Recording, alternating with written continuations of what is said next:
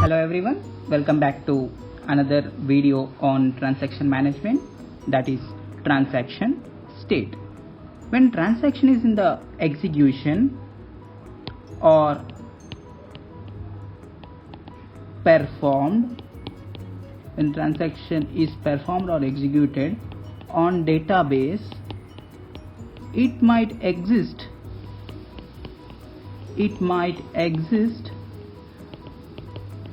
in one of the following states.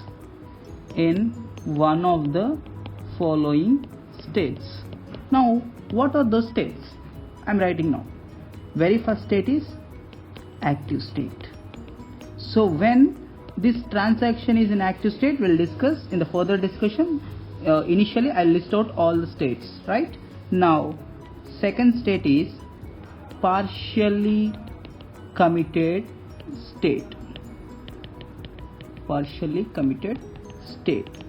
And third one, committed state, or we can also say it as fully committed state also, but in short I'm writing committed state. Both are correct. Now fourth one, failed state, and fifth one, aborted state, and final state is terminated state. Right? Now we'll understand each and every state in detail clearly. Active state. Transaction will be in active state until the completion of last operation of the transaction execution. Right? So that is what active state.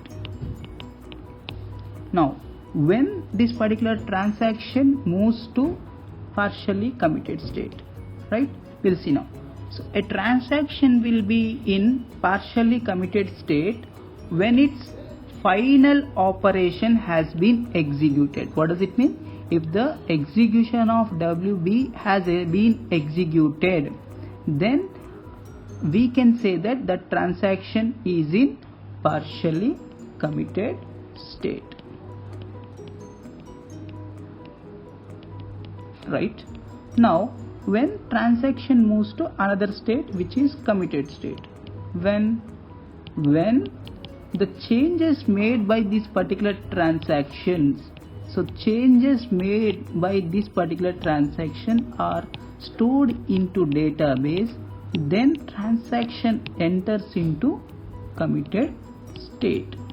Now this is what the sequence from active to partial committed state. This is what the sequence happens when there is no failure. But in real time there may be a chances of failures. So those failures are possibly likely to occur in two states. What are those states? Active state and partially committed state. So when there exists a failure in active state, so immediately it will enter into failed state. Right? Again, there may be a chances of failure in partially committed state also. So when there exists a failure in partially committed state, immediately our transaction state moves to failed state from partially committed state. Alright? Failed transaction has done some changes, right? Some partial changes. Those changes have to be undo. Why we need to undo those changes? Because those changes create inconsistency. So to ensure atomicity property of the transaction, what we are doing, we are undo the changes of the failed transaction.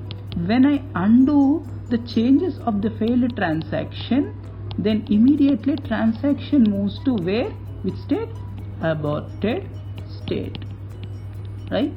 When I undo the changes made by the failed transaction, then transaction moves from failed state to aborted state. Now, when transaction is in aborted state or committed state for a while, immediately it moves to terminated state. Terminated state. What is this state? What does it mean? That particular transaction will be removed from the database system, so that new transaction will come into the database system and have its execution. Now this is what the explanation of transaction states.